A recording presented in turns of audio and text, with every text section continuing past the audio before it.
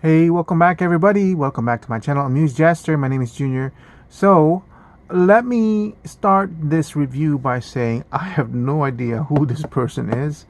I have never played Star Wars Knights of the Old Republic.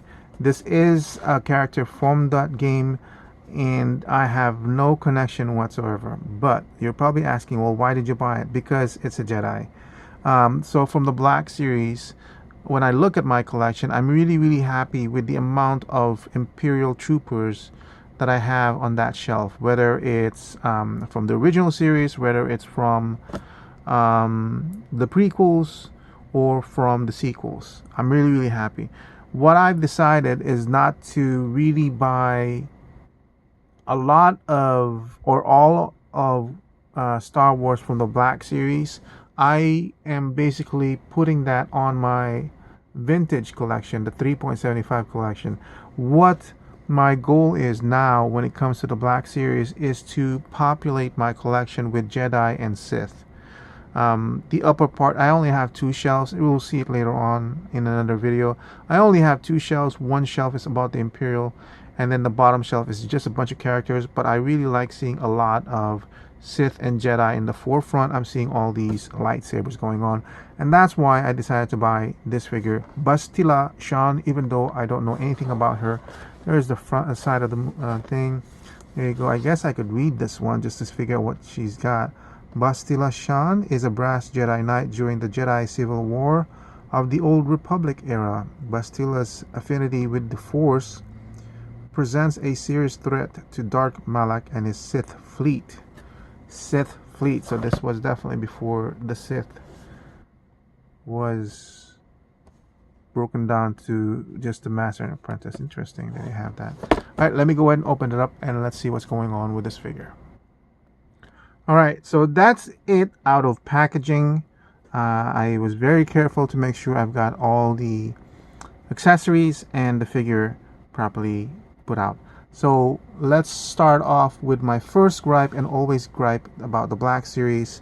Unlike the vintage collection of 3.75 collection, they don't work by having you input these lightsabers into these hilts so you can complete it like so.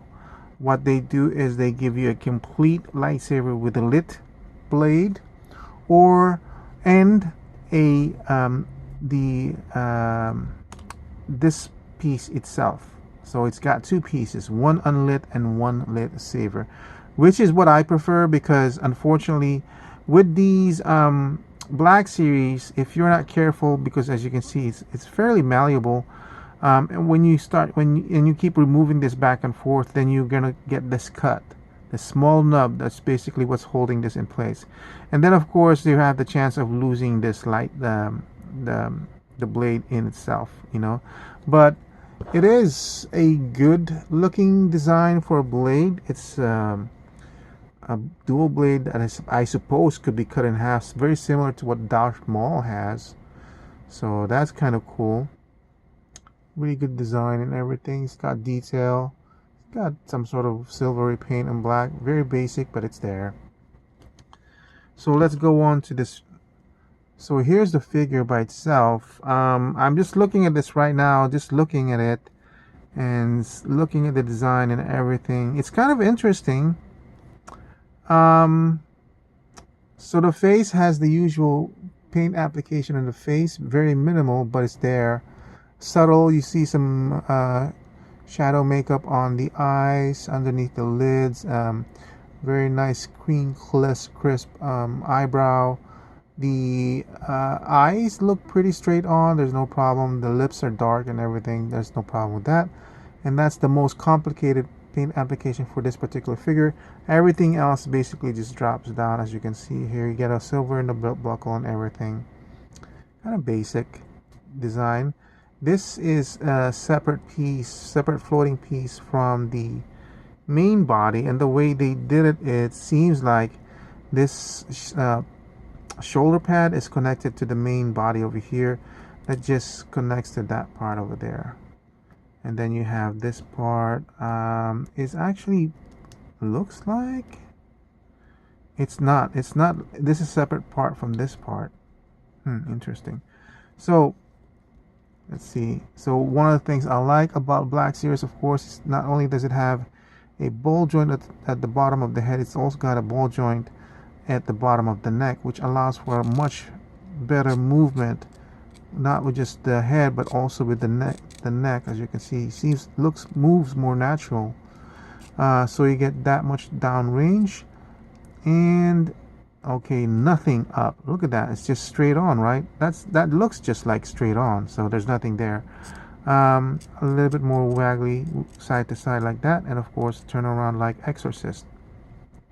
As for the shoulder, you of course has a full rotation over there. Can T-pose, definitely. There is no bicep cut, and you have an elbow that can bend you slightly above 90. Of course, you have rotation at that elbow. That's where the rotation is, kind of hidden, but you know. And then of course the wrist goes all around, and the articulation seems to go up and down. Okay. And then for the waist, there's only a waist cut over here that's kind of like bowl shape with probably a ball joint, so it will give you pretty good range. So as I said, this free floating piece is actually separate from this one, so that's not going to be restrictive. Pretty good going backwards. Again, nothing going forwards. I don't know what the deal is with that one. I don't know what's going on with that design, why they cannot. When they can do this much tilt back, why can't they do anything forward? That doesn't make sense to me. So here's the thing, right? So we still have the ball joint from the hip to the leg. Thankfully, this particular figure still has the thigh cut. Going sideways, that's below 90, almost 50 degrees. The knees, as you can see, you can see the pegs over there, double jointed knee, so you can pretty much figure it out and do that much of a range.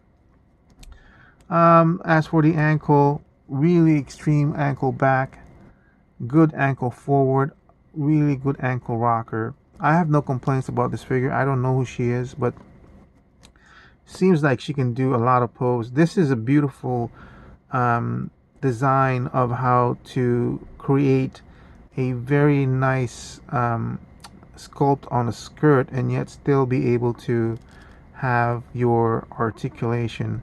Of course, something like this can't really be done on the 3.75 line because this will be too thick for that scale. And like for example, I have Balin's skull over here.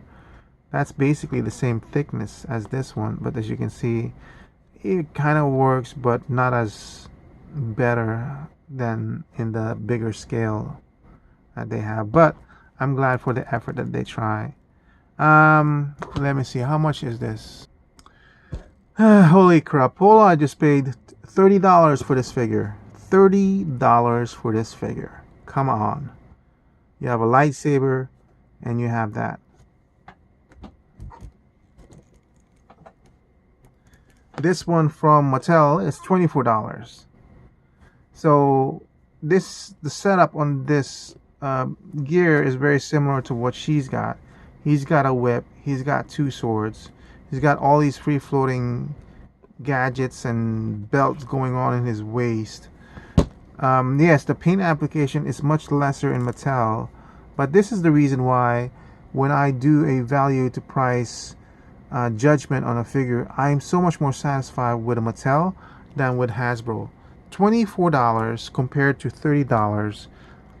Yes, with Blade, there is a little bit of a connection because I am aware of who that figure is. There is a history there, even though the movie wasn't great. While this one, there is no connection for me other than the word Star Wars. I've never played a game. I like the fact that she was the Jedi that I wanted, or not really wanted, but I saw her being offered and I took it. But $30 for this figure, come on. 24 maybe. Okay, so why am I complaining? Because I mean, I obviously pre-ordered it, so why would I complain about the $30 figure? It's just that because I completely forgot that it's $30, and to see what I'm getting at the $30 price range, of course I pre-ordered it. So at the time of pre-order, I judged it to be worth the price of what I'm getting. I knew exactly what I'm getting. It's right there on the page from Big Bad Toy Store. So why am I complaining at $30 now? Because since I've forgotten the figure, and now that I've opened it up and I've played with it, I'm thinking, my reaction is like, what makes this figure $30? What makes this figure $30, right? Because I don't see it. Maybe $24. Maybe $24. I don't see anything special about this figure to warrant a $30 price range. Or the packaging. Now maybe I'm judging this incorrectly. Maybe it's Big Bad Toy Store that put in the $30 figure, which is kind of weird. They only do that. They only upcharge their price on a figure if it's like platinum or a different variant. And this one, as far as I know, is not a variant. So I don't understand. So price 10 equaling to $30, value 8. Very easy 8.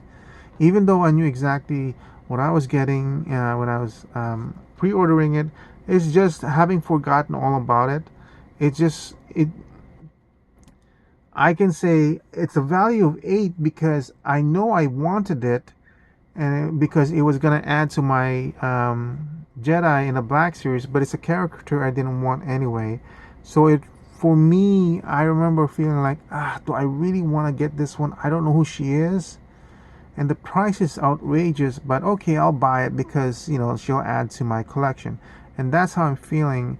So even though I know what to expect, and because of that, the value should have been 10.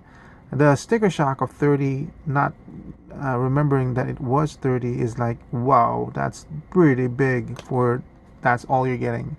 Anyway, that's it for my review of who is this person?